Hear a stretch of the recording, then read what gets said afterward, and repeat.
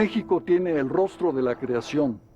Su territorio, situado entre dos mares, ha visto el paso a lo largo de más de 3000 años de numerosos pueblos, indígenas, europeos, negros y sobre todo mestizos. Los mestizos, cuya unión está simbolizada en este fresco de José Clemente Orozco, como la unión entre el conquistador español Hernán Cortés y su lengua llamante, la Malinche, Doña Marina. En esta serie de televisión, El Alma de México, quisiéramos ofrecer un panorama de las grandes realizaciones artísticas del pueblo mexicano a lo largo de 3 milenios. Desde el punto de vista, claro, la perspectiva del momento actual, pero siempre dentro de un contexto social y político. Para ello, el programa se divide en las etapas principales de la historia de México. El mundo indígena anterior a la conquista española, el virreinato colonial, la etapa de la independencia, el evento señero del siglo XX en México, la Revolución Mexicana, y la era moderna. A lo largo de estos 3000 años, la gran creatividad del pueblo mexicano finalmente se resume en una sola gran civilización ininterrumpida.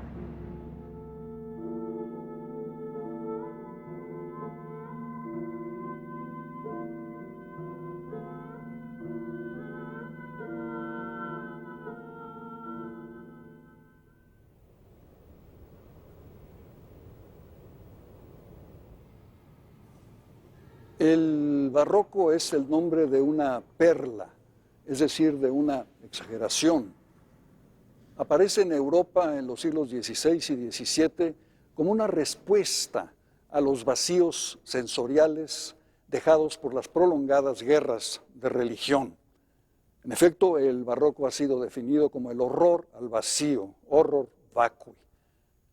En la Europa protestante, las imágenes son prohibidas en las iglesias. Este vacío es llenado por la música, sobre todo por la gloriosa música de Juan Sebastián Bach.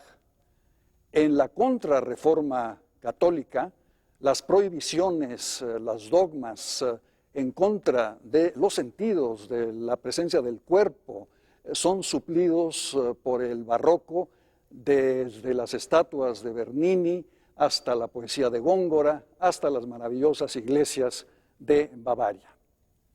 Pero yo creo que en América, en el Nuevo Mundo, en México, el barroco cumple otra función, que es la de llenar otro vacío. El vacío entre la promesa utópica del nuevo mundo americano, una nueva edad de oro, y la realidad colonial del trabajo explotado, sojuzgado.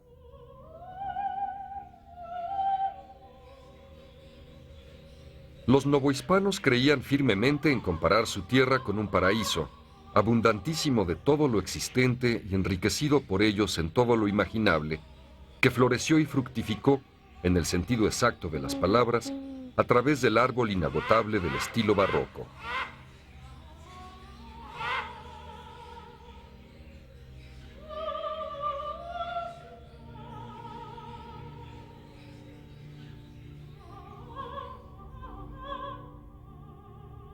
El alma mexicana en formación modificó el barroco occidental y se sirvió de él para expresar lo que todavía no tenía una forma definida de su personalidad social.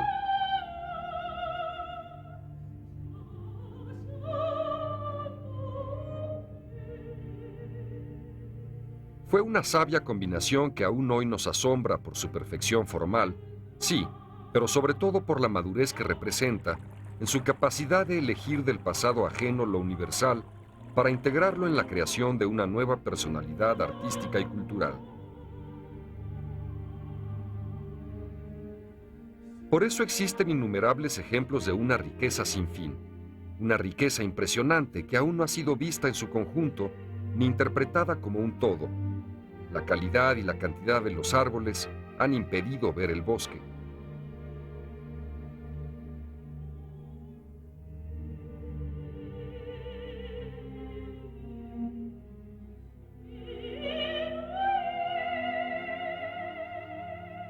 Hubo además una notable voluntad de integración entre arquitectura, pintura, escultura y música. Tal es el caso de la integración pictórica a la arquitectura de la única bóveda pintada en América en el siglo XVII, la de la Catedral de Puebla, ejecutada por Cristóbal de Villalpando.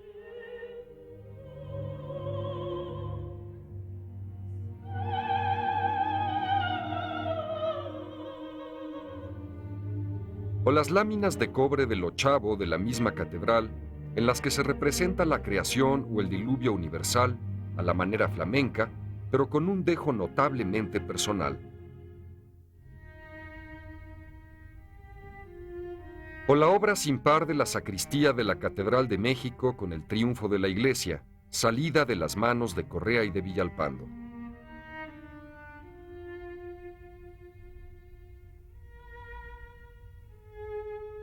Lienzos de dimensiones magníficas, con iconografías renovadoras de las tradicionales europeas, que agregan siempre un punto de suavidad o de color que las hace diferentes, aunque sigan presentes en ellas los ecos de Flandes, de Rubens o de los pintores venecianos.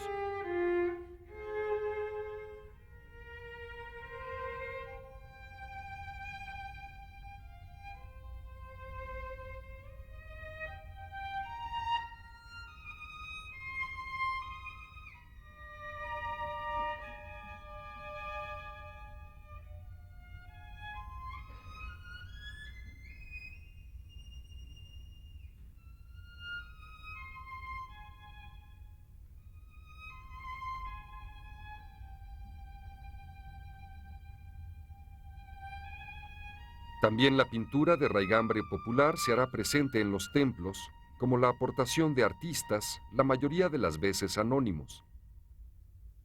Tal vez el caso más notorio sea la pintura mural del Santuario de Jesús Nazareno, en Atotonilco, Guanajuato, realizada por Antonio Martínez de Pocasangre.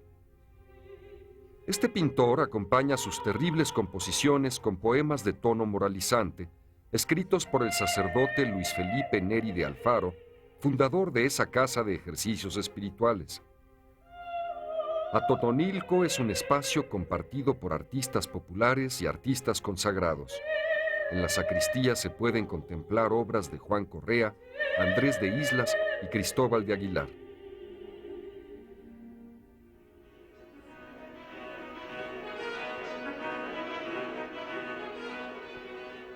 La música se integró al arte de estos edificios majestuosos a través también del ritual expresivo en las ceremonias religiosas que se acompasaban con la magnificencia de los grandes instrumentos musicales de la época, los órganos monumentales. En ellos sopla el espíritu, el neuma sonoro de la música que vinculaba al celebrante con su pueblo, pero también en su capacidad para dar cohesión a esas masas participantes en las grandes ceremonias religiosas.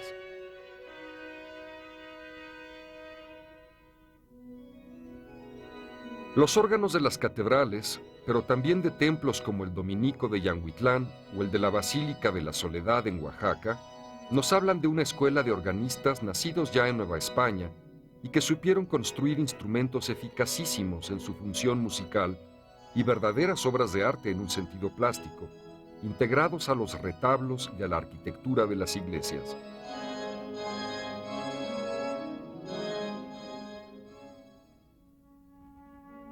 Desde finales del siglo XVI, la alfarería local se había enriquecido con un nuevo estilo y una nueva técnica para la fabricación de loza de uso doméstico.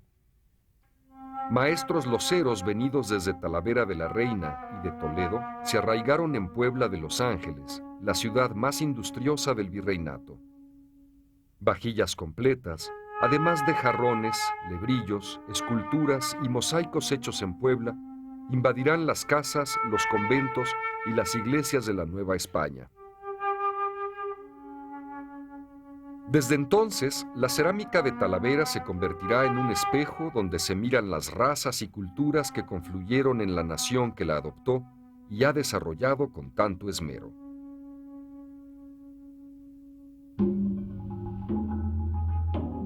El barroco, pues, es la respuesta a estos vacíos. El barroco es indígena. Basta ver las iglesias de Tonancintla y Tlacochahuaya, creadas por artesanos indios, en las que en realidad lo que se nos está ofreciendo es una imagen del paraíso indígena, la imagen india del paraíso, quizá con los dioses indios escondidos detrás de los altares. El barroco es mestizo, le permite a los mestizos llenar el vacío entre la cultura indígena y la cultura europea y expresarse a sí mismos mediante formas inéditas y sintéticas de narración. La iglesia de Jolalpan, en Puebla, por ejemplo, ofrece en su portada el Antiguo y el Nuevo Testamento, simultáneamente, de un golpe, sin ningún hiato temporal. Y el barroco es criollo. Le permite a los criollos ir refinando su espíritu, su alma, irse expresando cada vez con más seguridad, con más independencia. El ejemplo supremo yo creo que es la poesía de Sor Juana Inés de la Cruz, quizá la más grande poeta de la colonia y quizá de toda la historia de la literatura mexicana. Sor Juana no deja de rendir homenaje a las raíces indígenas de México, dice uno de sus poemas, que mágicas infusiones de los indios herbolarios de mi patria, entre mis letras, sus hechizos derramaron, pero refleja también el alma dividida del criollo y del mestizo, sobre todo cuando dice, en dos partes divididas tengo el alma en confusión, una esclava a la pasión y otra a la razón medida. Dentro de los colegios, de los conventos y de los hospitales, se dio también un movimiento artístico e intelectual y científico que produjo exponentes excepcionales en la historia de México y en la de las letras y el pensamiento. Constituyendo comunidades de alto nivel formativo y de sensibilidad exquisita, esas agrupaciones, hoy en parte anónimas por la falta de estudios suficientes sobre sus individualidades, dieron lugar al surgimiento de personajes como Sor Juana Inés de la Cruz.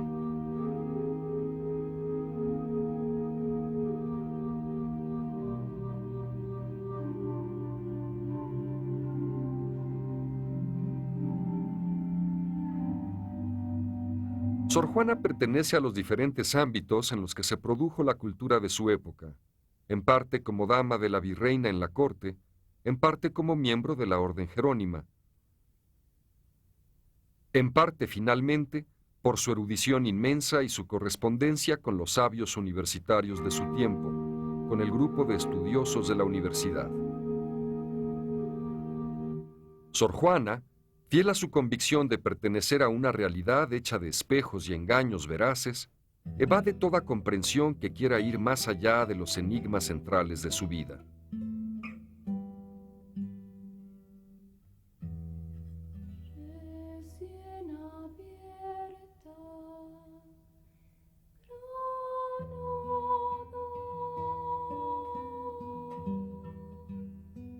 Recién abierta granada, sus mejillas sonrosea, sus dos labios hermosea, partida cinta rosada.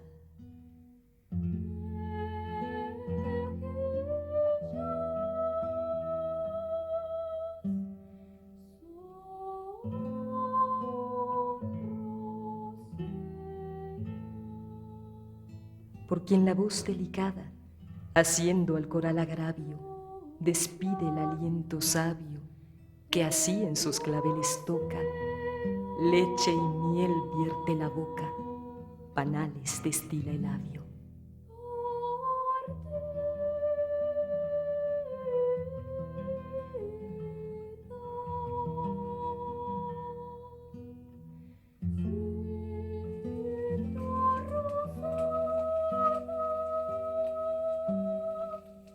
¿Quién es Sor Juana realmente detrás de un permanente juego barroco de espejos y de engaños?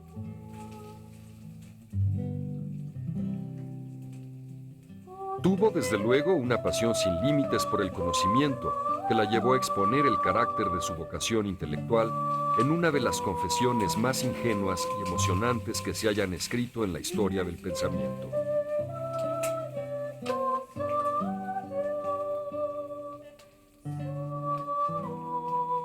Todo ha sido acercarme más al fuego de la persecución, al crisol del tormento, y ha sido a tal extremo que han llegado a solicitar que se me prohíba el estudio. Una vez lo consiguieron con una prelada muy santa y muy cándida, que creyó que el estudio era cosa de inquisición y me mandó que no estudiase. Yo la obedecí. Unos 3 meses que duró el poder ella mandar. En cuanto a no tomar el libro, en cuanto a no estudiar absolutamente, como no cae debajo de mi potestad, no lo puedo hacer. Porque aunque no estudiaba en los libros, estudiaba en todas las cosas que Dios crió, sirviéndome ellas de letras y de libro, toda esta máquina universal.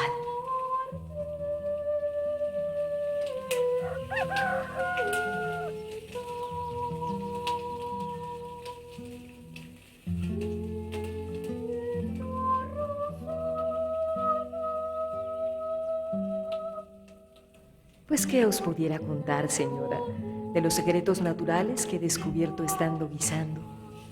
Ver que un huevo se une y se fríe en la manteca o aceite, y por contrario se despedaza en el almíbar.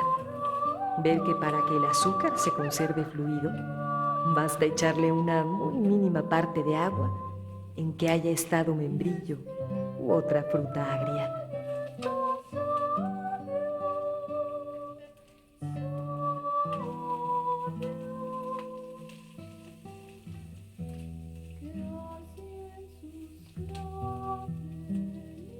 Pero, señora, ¿qué podemos saber las mujeres sino filosofías de cocina?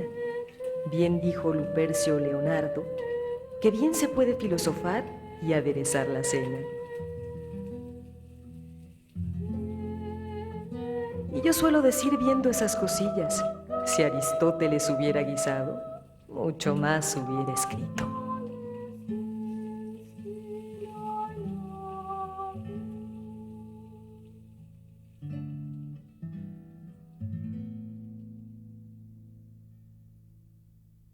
El afán por el conocimiento de nuevas verdades naturales que tenía Sor Juana era compartido por muchos de sus contemporáneos. Quizá porque andaba en el aire el germen de la gran revolución científica que llegó en Europa a su culminación en ese siglo XVII. Un caso excepcional en la historia de nuestras ideas científicas se dio en el polígrafo Carlos de Sigüenza y Góngora. Sigüenza hizo mucho por el conocimiento de las cosas de la Tierra, sobre todo en la historia y la geografía, a las que aportó un modo moderno de averiguarlas, sin demérito de un lenguaje tremendamente barroco, aún para su tiempo. Sigüenza llevó a cabo las más precisas mediciones hechas sobre el cometa de 1680 en cualquier parte del mundo, y en 1690 publicó el libro fundamental de la aparición de la ciencia moderna en nuestro país, la Libra Astronómica y Filosófica.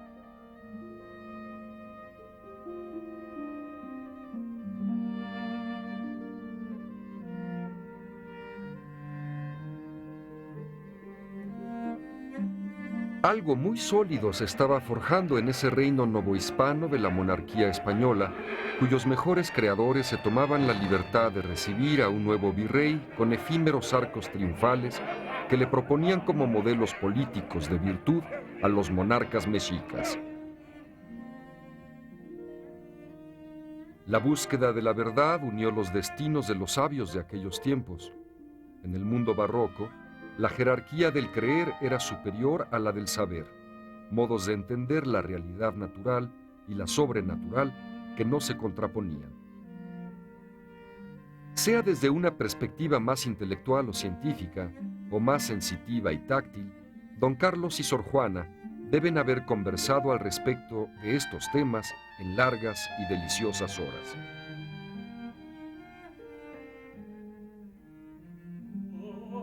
Una de las más bellas poesías amorosas de Sor Juana refleja el talante dulce pero firme de su personalidad barroca.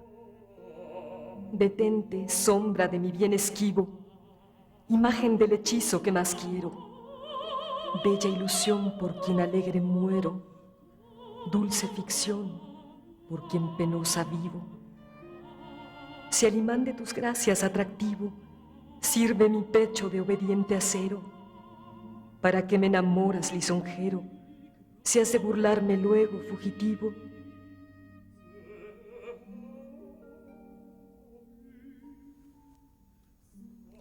Sor Juana fue obligada a callar, perseguida sobre todo por ese paradigma de la misoginia que fue el arzobispo Aguiar y Seijas, de quien se decía que cuando veía aproximarse una mujer se tapaba los ojos. Ello no impidió que la sociedad criolla de la Nueva España floreciese en todos los terrenos, la literatura, la arquitectura, la música, incluso la ciencia. Y todo ello en gran parte fundado en el auge minero de ciudades como San Luis Potosí, Zacatecas y Guanajuato. La nueva sociedad mexicana se estaba integrando rápidamente. La Ciudad de México, las grandes ciudades coloniales fueron centros de cultura, aquí se establecieron las primeras imprentas, las primeras universidades. Una sociedad se perfilaba pues cada vez con mayor identidad, con mayor presencia. Estábamos al filo de una gran transformación. El barroco de la segunda mitad del siglo XVII poco a poco se va enriqueciendo hasta llegar a la exuberancia del siglo de las luces. La creación novohispana culta encontró en el barroco una veta casi inagotable de exploración artística que produjo algunas de las obras más complejas y perfectas del pasado artístico de México.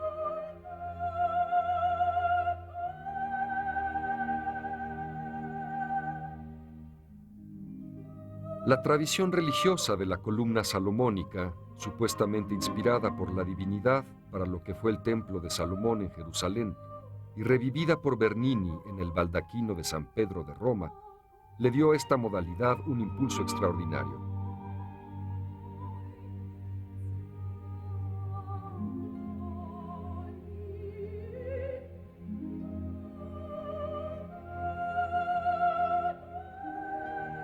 Al lado de la piedra se utilizó la argamasa, que aquí adquirió una riqueza impresionante, lo mismo que la cerámica de la llamada Talavera, en los azulejos que llenaron de colorido fachadas e interiores civiles y religiosos y que dieron color local y brillo inusitado al barroco de la región de Puebla-Tlaxcala, como la magnífica cocina del convento de Santa Rosa de Lima.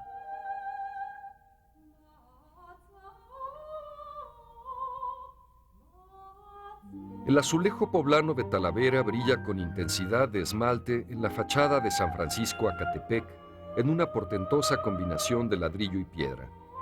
Los ejemplos, innumerables, están diseminados por extensas zonas del territorio mexicano actual.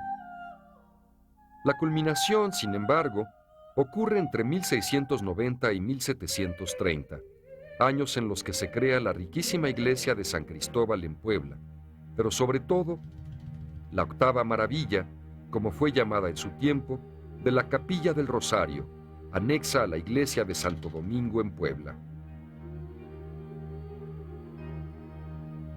La ornamentación en estuco que llegó a la Nueva España, procedente del arte árabe por siglos asentado en España, aquí se unió a la gran tradición prehispánica. Para el exuberante gusto barroco, las yeserías fueron una manera más de lograr el esplendor de los templos y el deslumbramiento de los sentidos mediante un sinfín de formas simbólicas encadenadas en la profusión indescriptible de una jungla de luz y oro. Pinturas monumentales de José Rodríguez Carnero, con escenas de la vida de la Virgen María, mitigan apenas la exuberancia de la decoración.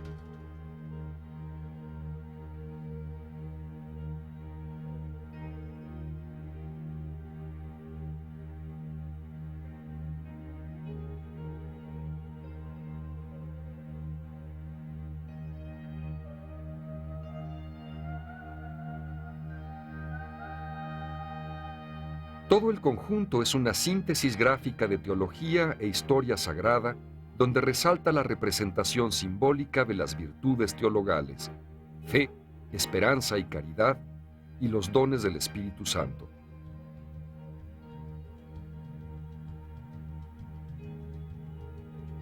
En pocos lugares, las artes plásticas al servicio de la religión han dejado un testimonio más excelente.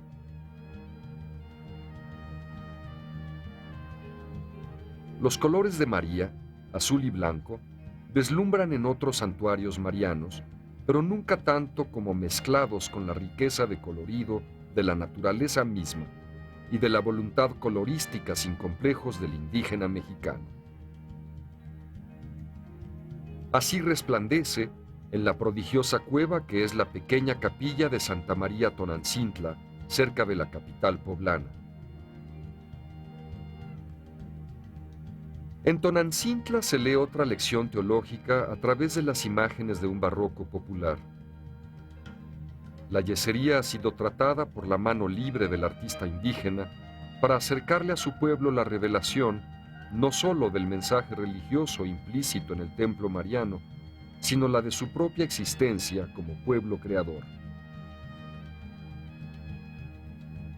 En esa maravilla de estilo que fue el barroco, se dieron al unísono las mayores expresiones de clasicismo culto y los más explícitos excesos de las formas populares, en las que se representan los tipos indígenas, las máscaras y los monstruos, que todo lo llenan de color local y de exuberancia en la fe y en la creación artística.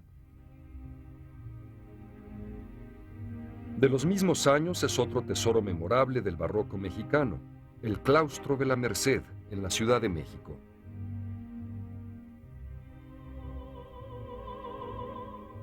Las fachadas son víctimas propiciatorias también de la teatralidad del barroco, como en el caso de la Basílica de la Soledad en Oaxaca, en la que la piedra se sobrepone claramente al paramento del muro, formando un biombo de extraña belleza.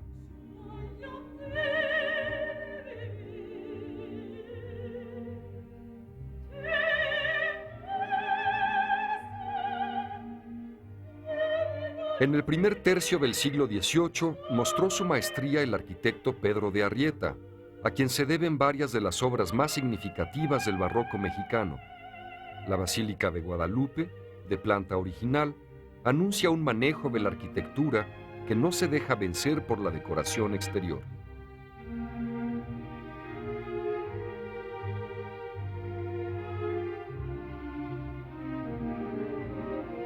El templo de la Casa Profesa de los jesuitas, cuya fachada lateral es un hermoso dato del equilibrio clásico que siempre buscó el barroco culto de México, que en la fachada principal lleva a sus últimas consecuencias el uso magistral de la combinación de la piedra chiluca, de color claro, con el quebradizo colorido del tezontle.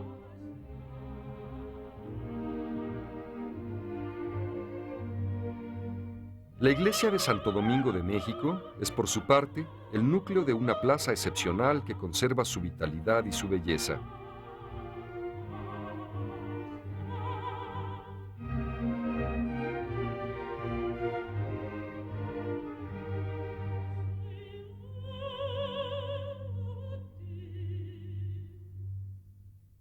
En su interior alternan altares barrocos de grandes dimensiones, conservados en el crucero del templo, con la sobria sillería del coro conventual, además del magnífico óleo pintado por Villalpando sobre la lactación de Santo Domingo, quien ejerce su patronato sobre esta iglesia. Lo ejerce también sobre la iglesia predicadora y defensora de la ortodoxia de la fe, cuyo tribunal dominó la orden dominica en el edificio de al lado. El aterrorizante y hermoso palacio de la Inquisición se yergue majestuoso y en él todavía se leen, recuperadas por los restauradores, las palabras lemas del Santo Oficio en su escudo. Levántate, Señor, y juzga tu causa.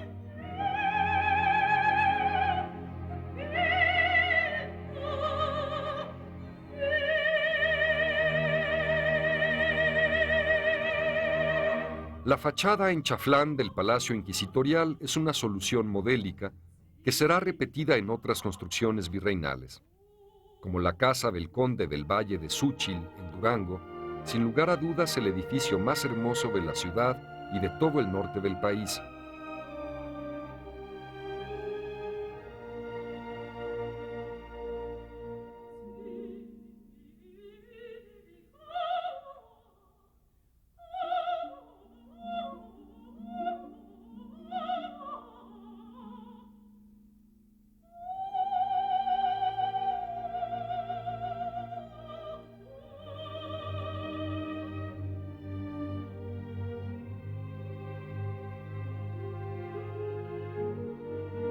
La capital se recuperó de la devastación sufrida por toda clase de fenómenos naturales, con naturales casi a la constitución de la personalidad social de los novohispanos y después de los mexicanos.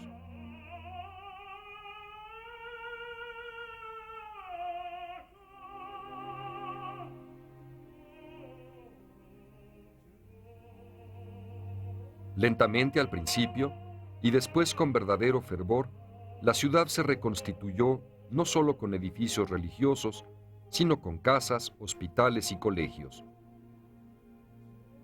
Las casas de los condes de Heras y Soto, la de San Bartolomé de Jala o la de los Azulejos o del conde del Valle de Orizaba, proliferan en la que será la ciudad de los palacios.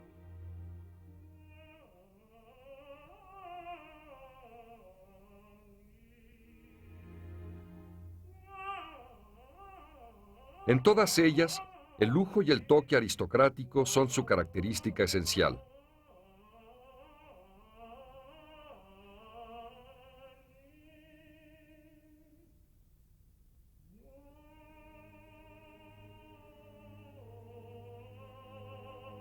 La Casa de los Condes de San Mateo de Valparaíso es obra de Francisco Guerrero y Torres, arquitecto de primerísimo orden del virreinato.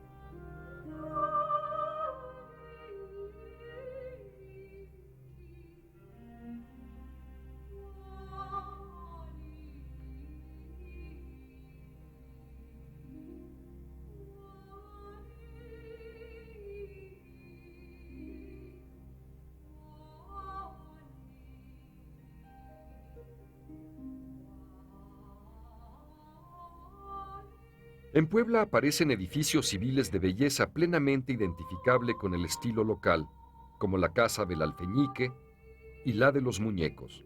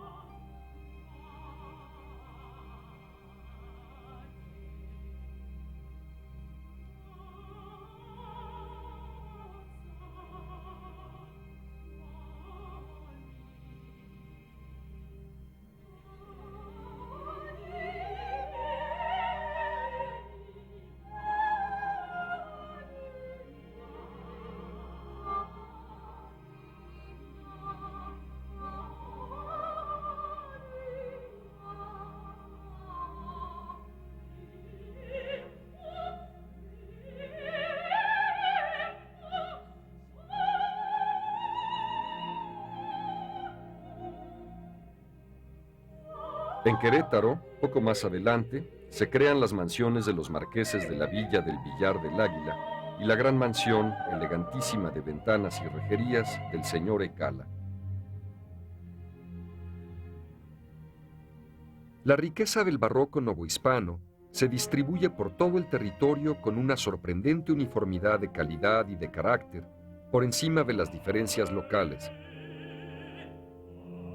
Los colegios abundan, como el monumental y duradero de las Vizcaínas, que era un verdadero microcosmos femenino y un semillero de cultura y de transmisión de valores.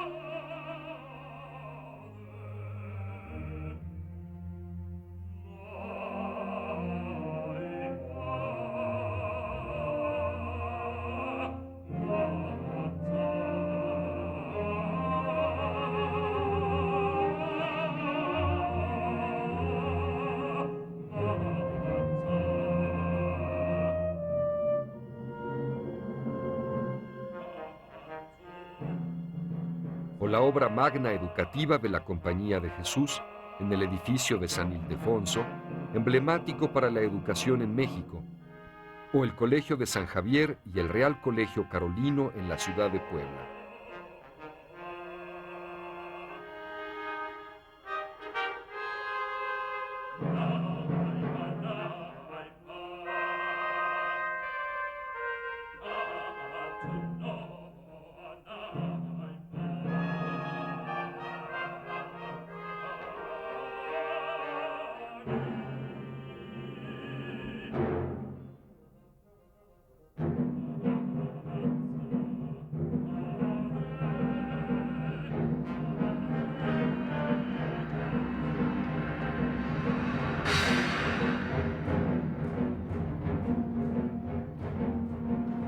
En la mitad del siglo XVII deslumbra el trabajo del último representante de la dinastía de los Echave, Baltasar de Echave y Rioja.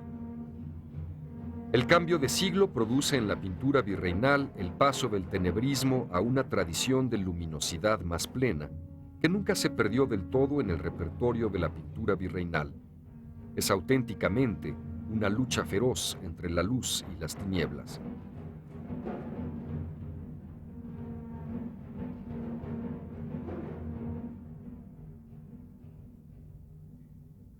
El mensaje se dulcifica y prevalece la excelencia en el tratamiento del color sobre las imperfecciones en el dibujo.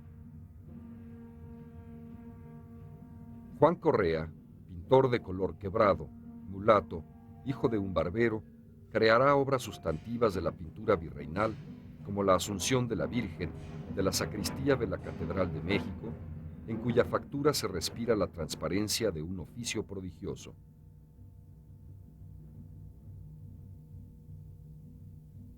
Juan y Nicolás Rodríguez Juárez, hermanos y maestros pintores, se encuentran sumidos en una intensa actividad gremial. Son hijos, nietos y bisnietos de pintores, y su arte se transmite de generación en generación. Su obra coincide con el esplendor máximo del alma novohispana, encarnada en su colorido y en su magistral dibujo.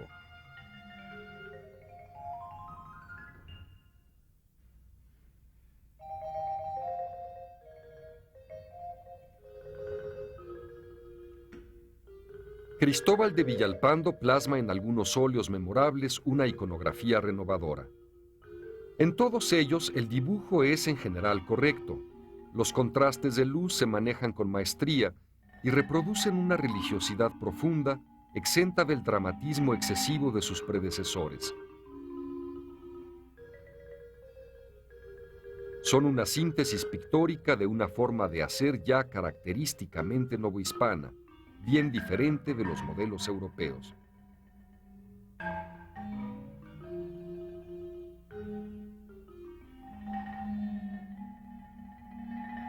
En la Nueva España, la mujer tenía solo dos opciones, el matrimonio o el convento. Cuando una joven, después de 1 o 2 años de noviciado, hacía su profesión religiosa, que la convertía en esposa de Cristo, se le vestía con suntuosidad.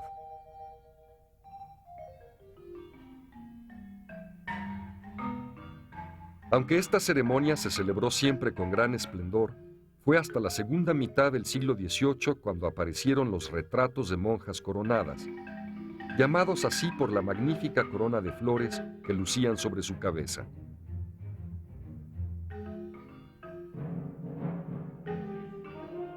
La llegada del estípite a la Nueva España fue todo un acontecimiento cultural. Por fin, después de las numerosísimas variaciones que habían hecho del barroco salomónico el estilo por excelencia, este nuevo elemento decorativo venía a abrir un mundo de nuevas posibilidades de expresión a los novohispanos. El estípite, creado por José de Churriguera en España a fines del siglo XVII, produce el nombre de churrigueresco para el estilo barroco que lo utiliza. Es una forma que hace referencia también a un elemento clásico, como la cariátide, pero transformada por la geometría y la ornamentación en un compuesto de pirámides truncas, contrarias, con un cuerpo cúbico central, rememorando lejanamente la figura humana. El estípite fue utilizado por primera vez en el arquetípico retablo de los reyes de la Catedral Metropolitana por Jerónimo de Balbás. A partir de ahí, su difusión fue casi inmediata y se le adoptó y adaptó en todas las nuevas construcciones, tanto religiosas como civiles, como muestra de avance artístico. Hacia 1730, Lorenzo Rodríguez la utilizará para hacer en piedra la fachada del Sagrario Metropolitano. Hay otros muchos templos, expresión de la magnitud que alcanzó el churrigueresco en México.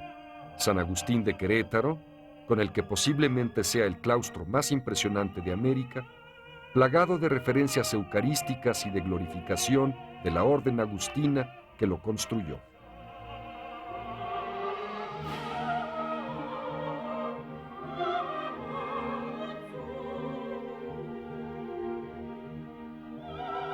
El santuario de Ocotlán, en Tlaxcala, filigrana de alegría y fiesta. Este templo culmina su estructura con la presencia, detrás del altar, del Camarín de la Virgen, figura arquitectónica que tuvo gran éxito en la Nueva España. Este, en forma de ochavo, es uno de los ejemplos más hermosos.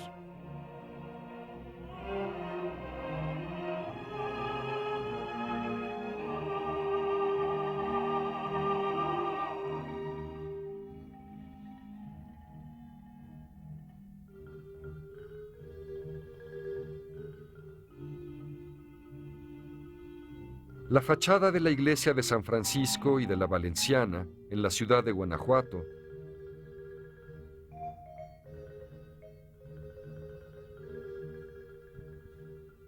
o San Agustín en Salamanca, un conjunto cuyo interior resplandece de oro con un trabajo de doradores de retablos inmejorables.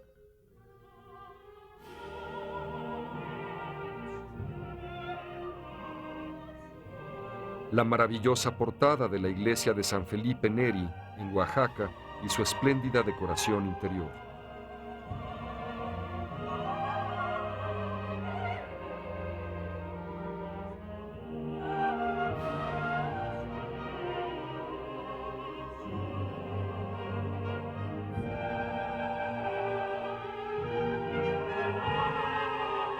O el retablo de piedra que es la fachada del Carmen de San Luis Potosí, que guarda en su interior una de las obras en piedra labrada en forma de retablo de mayor belleza y complejidad.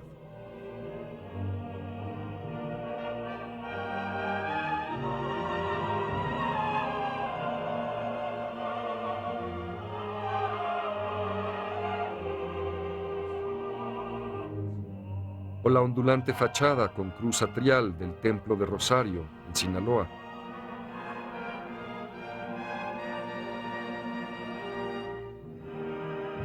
Las catedrales florecen de nuevo en la primera mitad del siglo XVIII en ciudades tan dispares como la de San Cristóbal de las Casas, en Chiapas. En la aún más lejana región minera de Chihuahua,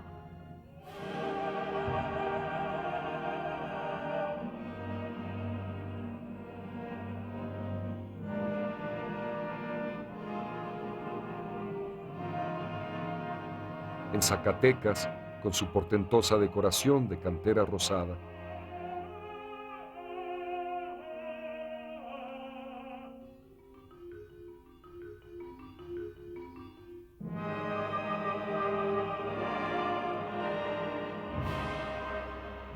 O en la sobria y soberbia fachada y conjunto de la de Valladolid de Michoacán, la que a pesar de haber sido construida a mediados del siglo, refleja con emoción la voluntad novohispana de conservar un orden y un sentido clásicos en medio del barroquismo, a veces superficial, que se atribuye a los mexicanos. De esa lista infinita destaca la obra de los jesuitas en la sede de su noviciado en Tepotzotlán, en el Estado de México. La fachada de Tepotzotlán es de una claridad deslumbrante, tanto por el tono de la piedra como por lo diáfano de su mensaje ideológico. La finura de la piedra tallada da gloria a los santos jesuitas, al niño Salvador que parece una miniatura portentosa y a la Virgen María Inmaculada que todo lo preside.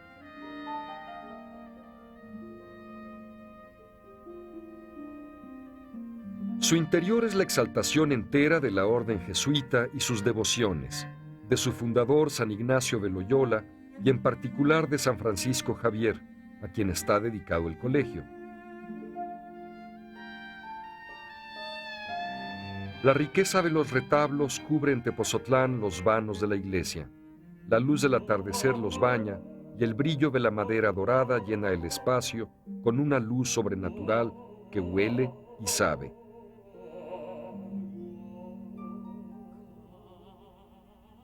La imaginación se deja llevar por lo que debió ser una ceremonia religiosa, en la que cada arte cumplía con su función y el gozo era el patrimonio común de los mortales que la presenciaban. Otra vez la música y la palabra, la escultura y la pintura en armonía perfecta.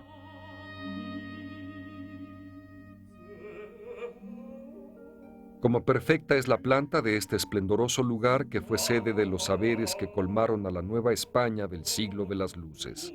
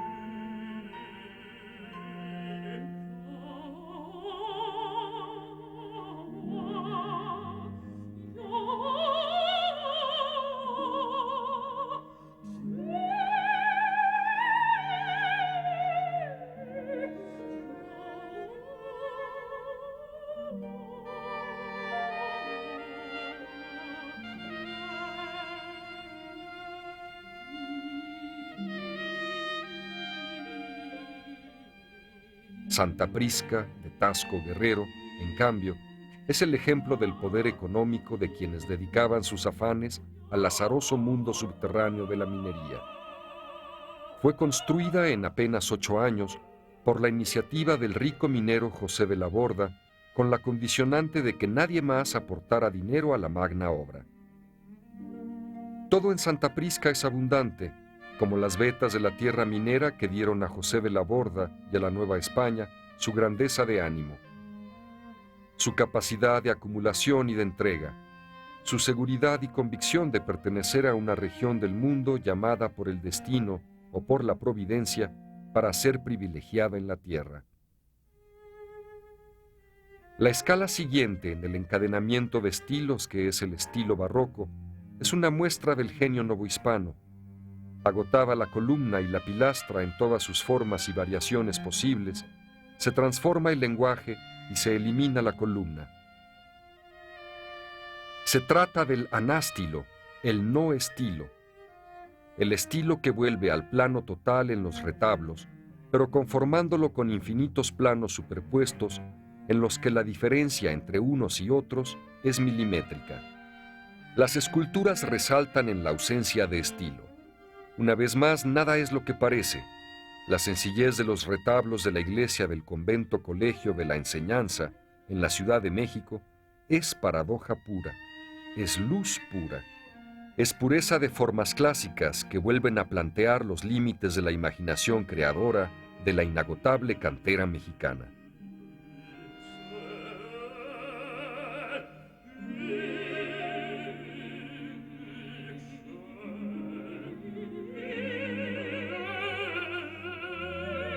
En el esplendor de este auge de creatividad y belleza de la Nueva España, Sor Juana Inés de la Cruz y don Carlos de Sigüenza y Góngora seguramente compartieron también los afanes por definir una sensación de patria, inacible al principio, que la monja Jerónima identifica con las maravillas de América en un verso famoso.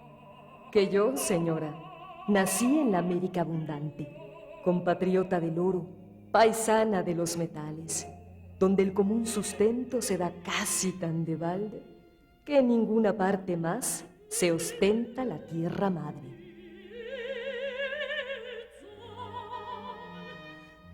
De la común maldición libre parece que nacen sus hijos según el pan. No cuesta al sudor afanes, Europa mejor lo diga, pues a tanto que insaciable de sus abundantes venas desangra los minerales.